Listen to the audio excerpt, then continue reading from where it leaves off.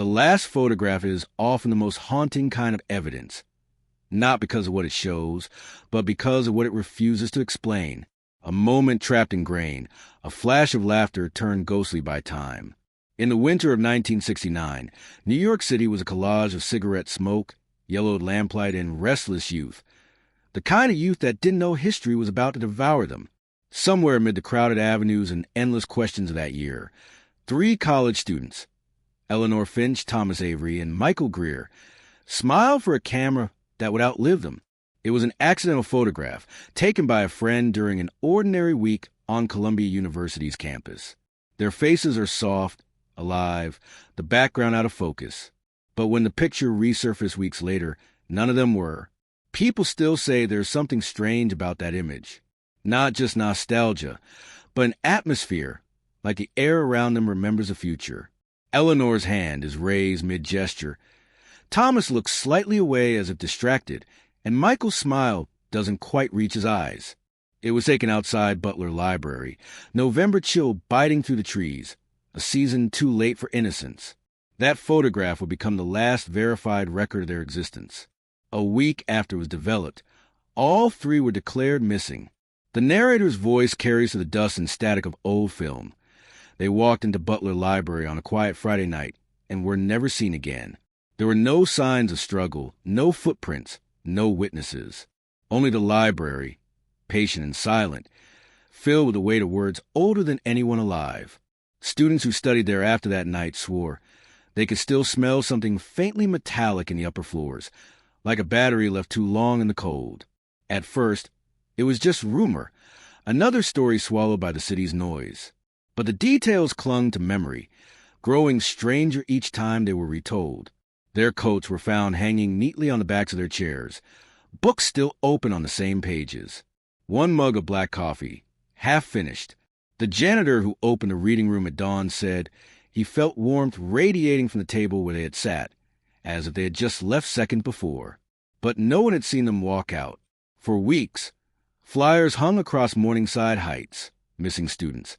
Last seen November 21st, 1969. Their parents came, distraught, their voices small against the city's endless hum. Detectives questioned friends, professors, even a librarian on duty that night. But nothing added up. The building security log recorded the door opening once at 9:14 p.m. and never again. Decades later, the photograph survives in digital copies, passed around obscure online archives and campus forums like a relic of urban legend. But the original print tells a different story. It was found not in the police evidence box, not in the university's archives, but in the lost and found of the library itself, stuffed into a manila envelope unmarked, except for a faint pencil scrawl on the back. Remember what you read. To look at it now is to feel a kind of vertigo, the edge between the living and the remembered. You can almost hear the wind behind the camera, the soft murmur of traffic from Amsterdam Avenue, the rustle of notebook paper as they prepared for finals week. They were young, ordinary, full of plans that didn't know they'd been cut short. But inside that ordinariness lies the seed of the impossible. How 3 people could vanish in the most public of places, beneath lights that never went out. The narrator pauses, as if the words themselves need to catch breath. The image fades, leaving only sound, the faint clicking of a film projector and a whisper that feels like it's coming from inside the walls. Some stories don't end. They just stop being seen. And that's where it begins, with a photograph too quiet to explain itself, and a library that has never stopped holding its secrets. Winter that year came early, swallowing the city in a hush that even sirens couldn't quite break. New York in 1969 was a contradiction made of smoke and purpose. Protests on one block, poetry on the next. The Vietnam War marched across television screens, and every student on campus felt it in their bones. Columbia University, perched on the edge of Harlem, pulsed with the nervous heartbeat of a generation that no longer trusted its teachers, its government, or even itself.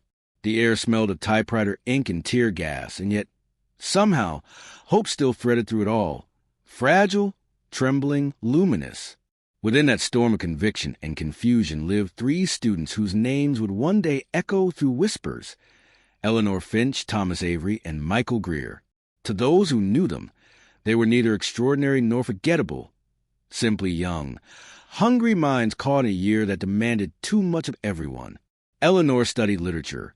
Her notebooks were full of underlined phrases. Dickinson, Plath, Rilke, all the poets who turned grief into something articulate. She had a way of speaking softly but thinking loudly, often lost in her own margins. Friends recalled she could spend hours in the library, tracing sentences with her fingertips as if they were braille for something divine. Thomas Avery was different, sharper, restless. A film major who believed cameras could see what the human eye refused to. He carried a Super 8 camera everywhere, filming candid moments of campus life, protests, and his friends in fleeting, intimate frames. He believed that if he could capture enough moments, he might trap meaning itself. There was something urgent about him, like a fuse burning too fast. He once told a classmate, "Film isn't just memory, it's proof memory ever happened." Then there was Michael Greer, the quiet observer, philosophy major, son of a factory foreman from upstate New York. He had the kind of stillness that made people trust him. While Eleanor read poetry and Thomas filmed chaos, Michael wrote essays about consciousness and perception. In one, he wondered whether memory could exist independent of mind. If a place, for example, could remember someone who'd been there too often, it would be one of his last published pieces before he vanished. Their lives converged naturally, drawn together by curiosity and loneliness, the kind of friendship that happens when people find the same silence comforting. They met one autumn evening in Butler Library during a campus blackout. The emergency lights flickered, casting ghostly shadows across the marble floor. Strangers until that night, they shared a flashlight and a thermos of coffee, talking about books and ghosts and why the library's basement always felt colder than physics could explain. By the time the power returned, something had been set in motion, an unspoken understanding that they would keep searching for whatever the dark had hinted at. Outside, the city thrummed with unrest. Students boycotted classes, marching against the war. Professors debated the future of academia. But inside the walls of the university, a quieter rebellion brewed, one of ideas. Rumors drifted through campus cafes about secret societies, experimental departments, and faculty projects funded by unnamed government programs. The Cold War had made curiosity dangerous. Knowledge itself had become political. And Butler Library, with its endless corridors and locked archives, seemed like a fitting stage for secrets too fragile to survive sunlight. It was in that atmosphere that Eleanor, Thomas, and Michael began spending their nights on the upper floors of Butler, where few students went after midnight. Those who did pass by described hearing faint typewriter clicks long after the library was closed. Others swore they saw shadows moving between the stacks, though the lights were always steady. The trio called it study night, but it was more than that. Thomas would bring his camera. Eleanor, her notes. Michael, questions that didn't have answers. They would sit on the pale glow of desk lamps and read from journals the university had never digitized. Forgotten issues of Columbia Library Journal, handwritten marginalia, unfiled correspondence between professors long dead. There was something addictive about the isolation, the sense that they were trespassing inside history. The higher they climbed in the building, the quieter the world became, until the only sound left was the turning of pages. Sometimes, Eleanor wrote poetry in the margins of old texts, as if leaving breadcrumbs for future. Thomas filmed her doing it, saying you want to catch what obsession looks like before it knows its obsession. And Michael, ever the philosopher, questioned whether knowledge should consume those who pursued it too earnestly. Outside, snow began to fall, first gentle, then relentless. Winter wrapped the city in stillness, and the trio's nocturnal routine deepened. Days blurred into nights. The rest of the campus returned home for the holidays, but they stayed. Something had caught their attention in one of the journals, a reference to a sealed sublevel used during wartime for storage and psychological research. The entry was brief, written in an academic shorthand, almost easy to overlook. But Eleanor copied it carefully, word for word, into her notebook. No one knew it then, but that winter semester would be their last. The air around Butler Library seemed to change, thickening with silence. The janitor, years later, would remember the way light pooled differently in the corridors, as if the building was listening. Even the clock seemed uncertain, their ticks slightly out of rhythm.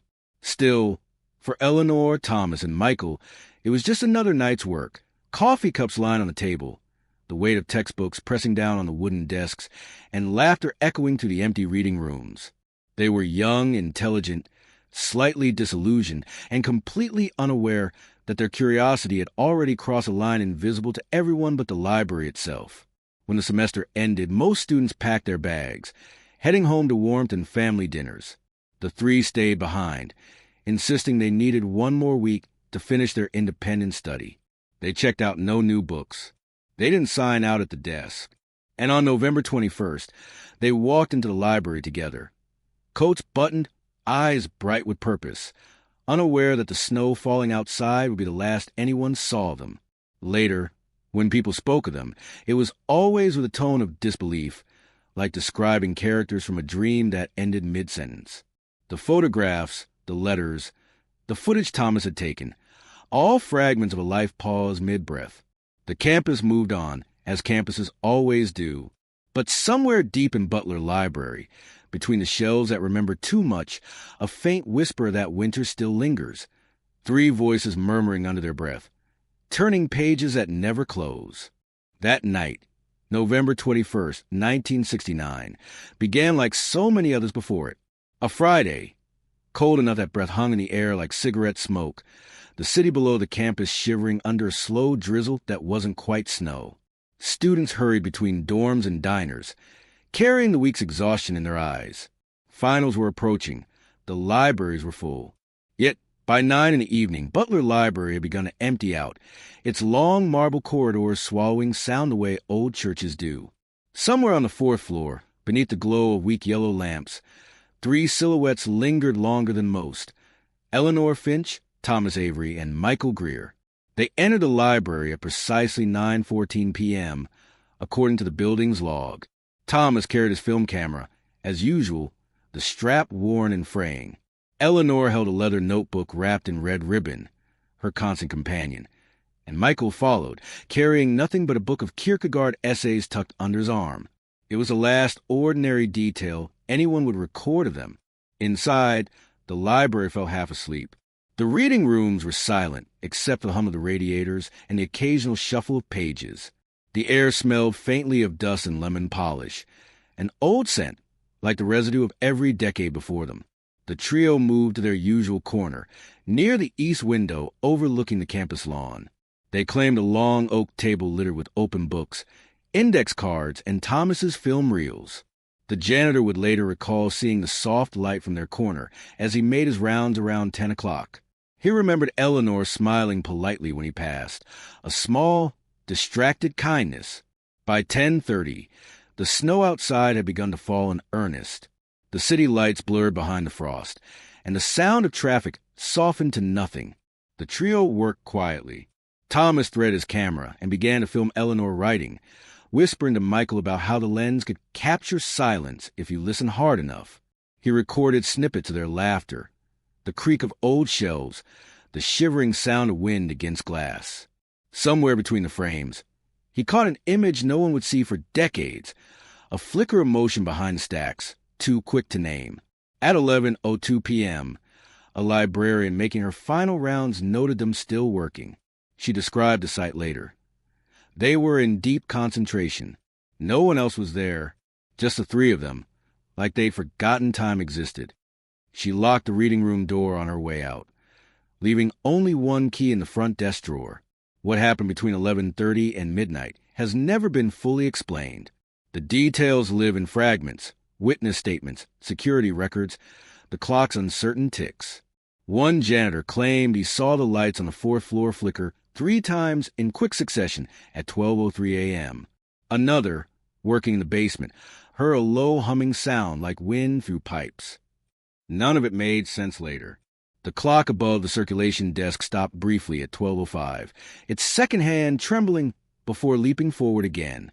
When the morning staff arrived, it was running normally. The next morning, Butler Library opened at 7 a.m. as usual. Students filtered in for early study sessions, unaware of what had occurred or hadn't. But by 8:15, the first anomaly surfaced. A library assistant found 3 chairs pushed slightly away from the table in the East reading room. On the tabletop, a pile of books still open to specific pages. One on cognitive perception, one on symbolism in literature, one on the effects of isolation on the mind. A single coffee mug, half empty, sat beside Eleanor's notebook. The coffee was still faintly warm. When security reviewed the entry log, they found no record of anyone leaving after 9:14 p.m. The door had remained locked through night, the alarms untouched. Investigators would later comb through the details, searching for something. A trace of struggle, misplaced items, fingerprints, footprints. Nothing. Their coats were neatly folded over the back of their chairs. Thomas's camera lay beside his seat, film half-spooled. The notebook, though filled with Eleanor's handwriting, contained a final page written in a different hand. The words were faint, scrawled in pencil. Below the index, we found the rest of the story. No one could decipher what it meant. That morning, the librarian on duty recalled an unsettling stillness in the room. She described how the air felt heavier, like when you walk into a church after a funeral. Even the sound of turning pages from nearby students seemed muted. It was as though the space itself was listening. Campus police arrived by noon, then the city detectives by evening. They took statements, gathered belongings, and sealed the reading room for evidence. Students passing through the halls whispered, watching as boxes of books were carried out under white sheets, as though the books themselves were corpses. Someone mentioned that the walls of Butler had been repainted in that section only weeks before, covering a network of hairline cracks. A rumor spread quickly that night that the trio had found something in the archives they weren't supposed to, something about the war or about an experiment. Another said they descended into the basement tunnels beneath the library and never come back. But the tunnels had been sealed since 1947, according to the university's own records. Others spoke in lower voices, claiming the trio had been seen inside the building after they had already vanished. Faint figures visible behind frosted glass, where no one could go. By the 3rd day, the official reports called it an unsolved disappearance, but students preferred the word vanishing. It sounded less bureaucratic, more poetic, and more honest to what they felt, that the library had not merely taken them, but absorbed them. Even decades later, the night remained suspended in speculation. Every retelling bends slightly, like light through water. Some swear the clocks in Butler still stutter at 12:03 each winter, that the same table is always colder than the rest. The janitor who'd seen them last never worked a night shift again. He once told a friend, years later, that he'd gone back to the 4th floor a week after the incident. I could smell coffee, he said, and something else, like paper burning very slowly. To imagine those final hours now is to step into a kind of silence that feels alive, the turning of invisible pages, the whisper of breath caught between books, the sense that if you just listen closely enough, you might still hear 3 voices murmuring about meaning, memory, and the weight of knowing too much. It was supposed to be a night of study, nothing more. But time, it seems, decided otherwise. The city kept moving, unbothered, unknowing. Yet somewhere inside that building, beyond the walls that hold a century of secrets, something paused and refused to let go. The days that followed were thick with disbelief. Not the cinematic kind that makes people scream or chase headlines, but the quieter, heavier disbelief that seeps into silence. In the heart of New York City, where millions moved restlessly through the cold, 3 promising college students had vanished in the most rational place imaginable, a library. It made no sense. People disappear in forests, in wars, in oceans, not under fluorescent lights, surrounded by words and witnesses. But by the 4th day, the city had already started forgetting, and the story began to sink into the administrative abyss where inconvenient mysteries go to die. At first, the police treated it with mild urgency. Detectives interviewed staff, scoured stairwells, even brought dogs into the sub-basements of Butler Library. Nothing. The scent ended abruptly at the reading room's edge, as if the students had stepped into thin air. Their belongings were cataloged and returned to families. Reports were typed on yellow paper, filled with phrases like no evidence of foul play and no indication of voluntary flight. Those phrases would become the coffin in which truth was buried. The university released a short, careful statement. 3 students are currently missing. The administration is cooperating fully with authorities. It ran in the back pages of the New York Times, below a story about anti-war protests. For a day or two, flyers fluttered across lampposts of Morningside Heights. Photographs of Eleanor, Thomas, and Michael, their smiles framed by the words, "Last seen in Butler Library." But even those were taken down quietly within a week, replaced by new posters advertising lectures and concerts. Inside the university, something unspoken was happening. Professors were told not to speculate publicly. The campus newspaper, The Spectator, planned an article that never saw print. One editor would later claim that administrators had requested restraint for the sake of the families. But the families themselves said they were never consulted. Letters sent to the dean's office went unanswered, or worse, returned with polite form letters about ongoing investigations. The official investigation froze almost as soon as it began. Files went missing, officers were reassigned, and budget excuses piled up. By mid-December, the detectives' visits to campus stopped entirely. The case fell into procedural limbo, folded neatly among other unresolved disappearances of the decade. Yet, beneath the bureaucratic stillness, rumors festered. Students spoke in hushed tones about how quickly the university wanted everyone to move on, how the reading room where they vanished had been quietly reopened after a week, the furniture rearranged, the table replaced. One janitor recalled that during the cleanup, a man in a dark suit, not campus staff, not NYPD, had supervised the process. He had a clipboard but said little. He ordered the workers to box up the trio's papers and deliver them to an office that didn't exist on any floor plan. When questioned, he simply smiled and said, "Administration storage." No one saw those boxes again. The strange silence became the real story. Professors who taught Eleanor or Thomas avoided interviews. Michael's philosophy advisor, a soft-spoken man named Dr. Lawrence Mather, abruptly took a sabbatical and never returned. A rumor later surfaced that he'd been the last faculty member to meet with the trio, advising them on an independent research project involving the psychology of isolation and textual memory. When approached by reporters years later, Mather declined to speak, saying only they were studying what should have stayed theory. The more people tried to uncover, the less they found. Documents vanished, microfilm reels went missing from the archives, and the library's internal maintenance logs for that month were inexplicably blank. Even the custodian who'd seen them last was transferred to another campus, without warning. It was as if someone had decided that this story should fade, not be solved, not even remembered. But universities have ghosts that don't obey paperwork. Within weeks, students began reporting strange details, small, almost silly things at first. A light left burning all night in the East reading room, even when no one had access. Books found open on tables after closing. The sound of a chair scraping faintly across the floor when the library was empty. The staff dismissed it as paranoia, the residue of collective grief. But a few students whispered that the building was keeping the study session alive. The sense of quiet censorship grew heavier. A sociology major who'd been helping Professor catalog wartime research reports claimed he'd stumbled across a reference to a mnemosiny project dated 1943 to 1962, allegedly testing the effects of prolonged reading isolation on volunteers. When he tried to show the file to his supervisor, it disappeared from the cabinet overnight. The next day, the professor told him not to bring it up again. By early January 1970, the names of the missing students had stopped being spoken aloud. They were ghosts of a semester everyone wanted to forget. New students arrived, and life resumed its rhythm, lectures, protests, deadlines. The city turned the page. But in private, people still wondered.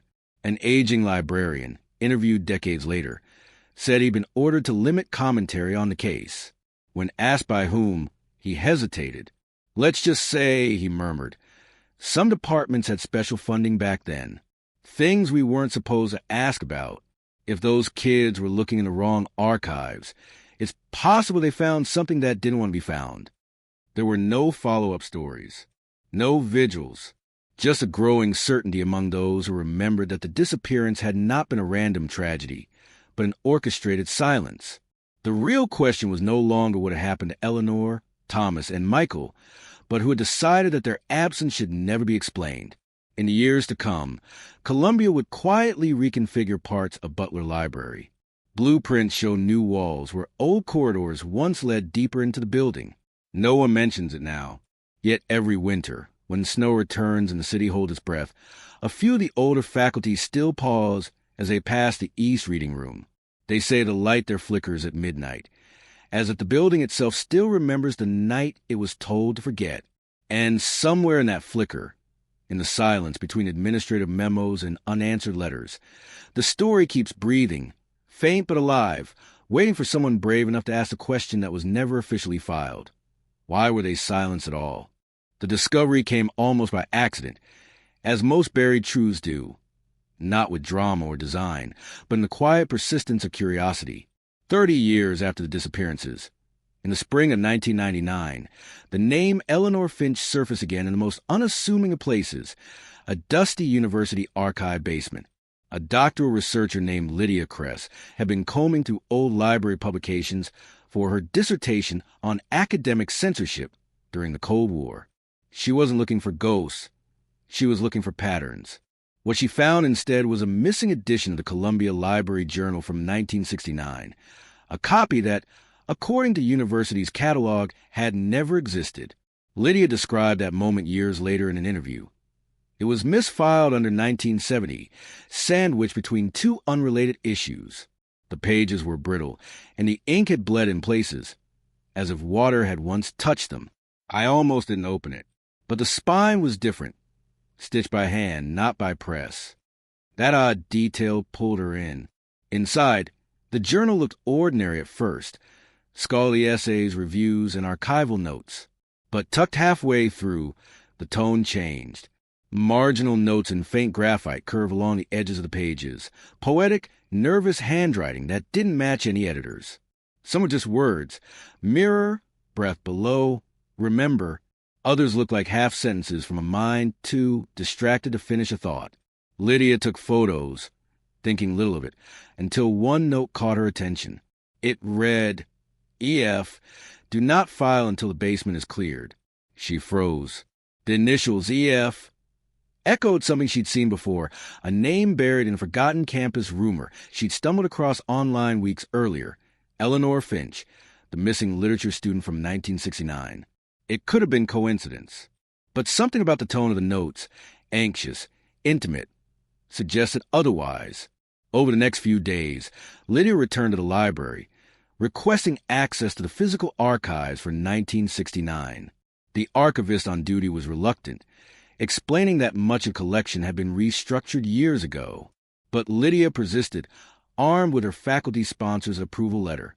When she finally sat at the small reading desk, surrounded by cardboard boxes labeled defunct publications, she realized many had been sealed not for preservation but concealment. Inside one, she found additional copies of the Library Journal issue, each slightly different, as though they'd been revised by hand before printing. Some contained pages that didn't exist in others. In the margins of one, Eleanor's handwriting appeared again, more deliberate this time.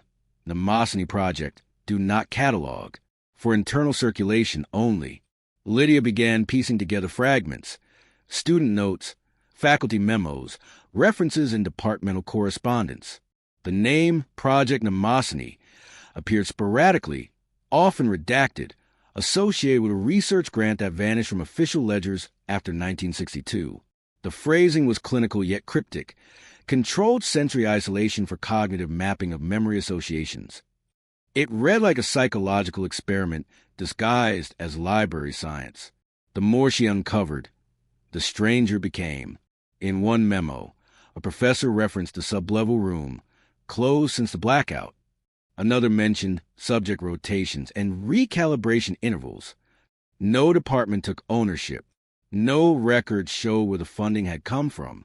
But every breadcrumb led back to Butler Library, specifically to its lowest floors, the one students whisper about but never saw.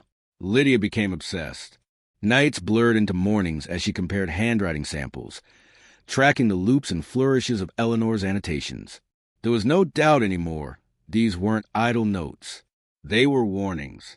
In one margin, written almost invisibly in faded pencil were the words, "He says the walls remember us." The tone of the entry shifted from academic to feverish. The last pages were filled with erratic scrawls and fragments of what looked like dialogue, conversations recorded between unnamed participants. "Did you hear it breathe? It's not sound. It's echo. We're not supposed to read it aloud." Lydia began to feel an unnerving resonance, as if Eleanor's obsession was bleeding through time, reaching out through the graphite. She described later that she could smell something faintly metallic each time she handled the pages, a smell that reminded her of cold coins or old film reels. It wasn't dust, she said. It was like memory had a scent. Driven by the scholar's hunger that often borders on madness, Lydia searched for the missing appendix mentioned in the marginalia.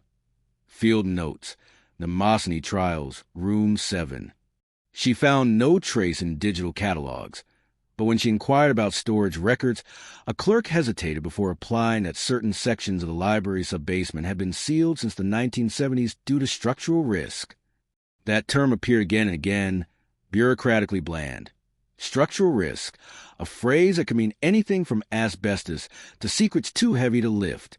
When Lydia asked if she could view the blueprints, she was told those files were under restricted maintenance access. But curiosity, once awakened, doesn't wait for permission. She requested copies from the city's Public Works Department instead and found something chilling. Beneath Butler Library lay a network of corridors never mentioned in university maps. One corridor ended abruptly, leading to a blank space marked only as Sublevel 2A, Access Terminated. The date beside it, 1949. Lydia's research began to draw attention. Her advisor cautioned her to leave the Ghosts of Columbia alone. But she couldn't. Each fragment she found seemed to hum with unfinished energy, as if Eleanor had left breadcrumbs deliberately, not to be discovered immediately, but by someone decades later. In her notes, Lydia wrote, "EF wasn't lost. She was documenting the process of vanishing." Then came the discovery that changed everything. Hidden between 2 pages of the journal, folded so thin it seemed part of the binding itself, was a single sheet of aged onion skin paper, typed faintly across the top. Preliminary report, Mnemosyne Trial 3. The text was fragmented, faded, but readable enough to send chills down Lydia's spine.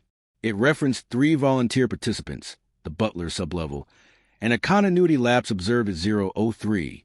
The timestamp, 12:03 a.m., matched the exact moment the library lights had flickered on the night of the disappearance. Lydia realized she was no longer working with rumor, but evidence. The pieces fit too precisely to dismiss. The names weren't printed, but the initials were there, EF, T, A, M, G. The trio lost in 1969. The document ended abruptly mid-sentence. All subjects reported auditory mirroring before cessation of presence. Presence, not consciousness. Not death. Presence. Lydia sat in the archive room long after closing, the fluorescent lights buzzing faintly overhead. The journal lay open before her, its pages trembling slightly in the draft. She later swore that for one brief second, she heard it, the faintest fluttering sound, like paper turning itself. She turned, but there was no one there, only the hum of old ventilation ducts and the shadows breathing along the shelves. That night, she copied every note, every fragment, every initial. She took the journal home against policy, unable to leave it behind. And as she closed her apartment door, she realized something Eleanor had probably understood 30 years before. Once you start reading the hidden story, it begins to read you back. The next morning, when Lydia returned to the archives to continue her research, the copy of the Columbia Library Journal was gone. The box where it had been stored was empty, the accession number removed from the inventory system. The clerk said he had no record of it ever being checked out. But Lydia still had the photographs. And in one of them, frame 3, section D of the marginalia, Eleanor's faint handwriting can be seen beneath a layer of aged paper fibers, the words only visible when enhanced under light. Memory keeps what the world forgets. Below, it remembers everything. That line, more than anything else, convinced Lydia that the vanishings were not a closed chapter, but an unfinished manuscript. And Butler Library was still writing it. It began with footsteps. Faint, measured, deliberate, echoing against concrete that should have been silent for decades. Lydia had returned to Butler Library under the guise of cataloging assistance, her official permission forged from charm and persistence. She carried a flashlight small enough to hide in her sleeve and a recorder buried in her satchel. It was late autumn again, the same season Eleanor, Thomas, and Michael had vanished. The symmetry of it felt too precise to ignore, as though the year itself had folded in on a memory. The janitor on night duty, an elderly man named Raphael, recognized her from earlier visits. When she asked about the lower levels, his face grew distant, the way people look when they recall something they wish they hadn't. "You don't want to go down there," he murmured. "It smells like thunder before it breaks." Lydia thought he meant mildew, but the phrase lingered in her mind. Raphael hesitated, then handed her a small ring of keys, one of them tagged with a faded label. "Sub B2. If you hear humming," he added softly, "don't follow it." The descent was more psychological than physical. The steps creaked with age, and each level grew colder, air thinning, until even her breath sounded foreign. The upper basements were mundane. Storage rooms lined with forgotten books, obsolete card catalogs, and mops that hadn't touched water in years. But as she descended to sublevel B2, the air shifted. It carried a low vibration that didn't quite qualify as sound, more like a pulse. The door to the level was locked, rusted around the hinges. Lydia fitted the key, turned it with effort, and the metal screamed open. The beam of her flashlight cut through the dark, catching fragments of letter on the far wall. Mnemosyne Archive. Restricted access. The typography was old-fashioned, pre-digital, the kind used in the 1950s. The room beyond was vast, much larger than the floor plan suggested, and lined with tall shelves of unlabeled files and reel-to-reel tapes. Dust moved like smoke in her light. She began moving slowly between the rows, brushing her fingers against the cold metal filing cabinets. The drawers resisted when she tried to open them, as though the air pressure inside fought back. When one finally yielded, she found folders stamped Cognitive Immersion Trials. Inside were typed reports, all redacted beyond use, except for the project name repeated again and again, Mnemosyne. Beneath it, an unfamiliar subheading, Auditory Induction, Memory Feedback Protocol. Lydia turned on her recorder, her voice a tremor of disbelief. Sublevel B2, unlisted on blueprints. Found documentation of Mnemosyne project. Possible correlation with missing students. Conditioned materials, degraded but intact. The act of saying it aloud made it real, but it also made the silence react. She swore she heard a soft shuffle behind her, not close, but just near enough to make her turn. No one was there. Her flashlight began to flicker. When she tapped it, the beam returned, revealing a narrow corridor leading deeper into the dark. On the wall at its entrance, faintly written in chalk, was a message, "Echoes are hungry." She took a photo, whispering the words under her breath, as though repeating them might keep her safe. The corridor ended at a heavy iron door with a small square window. Through the glass, she saw a room half buried in shadow, its floor littered with cables and what looked like audio equipment. Real recorders, speakers, and microphones arranged in a circular pattern around 3 empty chairs.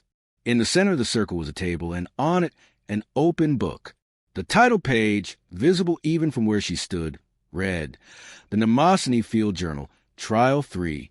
Her pulse raced." The name alone was proof. The third trial, the one Eleanor and the others had been part of. Lydia pushed the door open.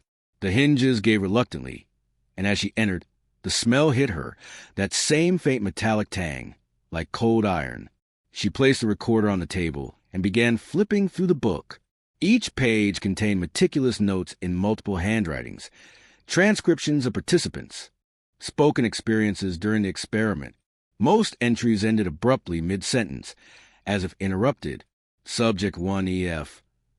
I can hear the words repeating, but they aren't mine anymore. It's remembering me back. Subject 2TA. Light distorts when I speak, like the air knows my voice before I say it. Subject 3MG. I felt the floor move, not shake, move like it was breathing in time with us. The next pages were blank. save for faint indentations that looked like someone had pressed too hard while writing. Lydia held her flashlight sideways to cast a raking light, and impressions came alive. New words hastily etched, trembling with panic. The voice isn't outside. It's in the ink. Then came something stranger, a drawing. 3 figures sitting around a table, a ring of books surrounding them. But the books were open to blank pages, and above their heads, a circular shape, not quite a halo, not quite light. The caption below it, "Memory forms a loop." As she studied it, her flashlight flickered again.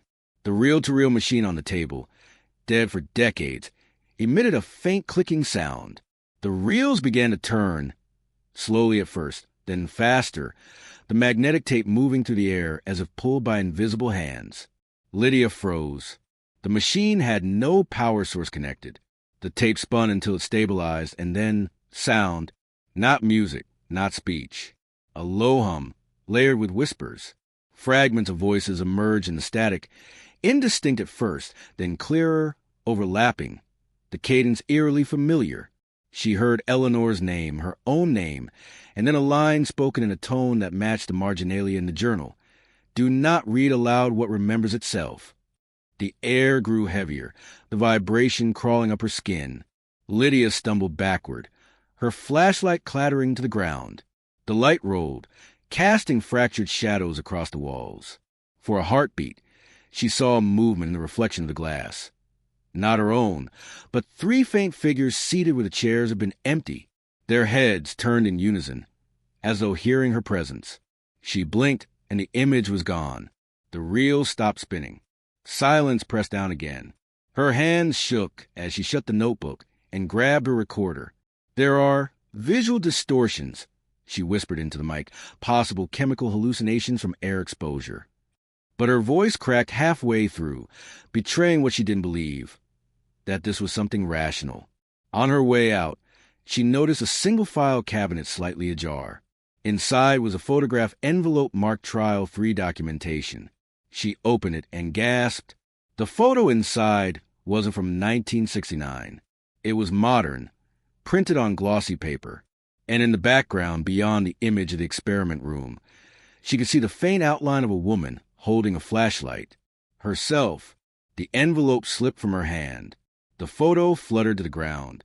She backed away, her breath shallow. As she reached the stairs, she heard it, faint but distinct, the same whisper she had read in the margin of the journal. Below, "It remembers everything." By the time she emerged into the night air, Lydia's face was pale, her hair damp with cold sweat. The city above was alive, indifferent.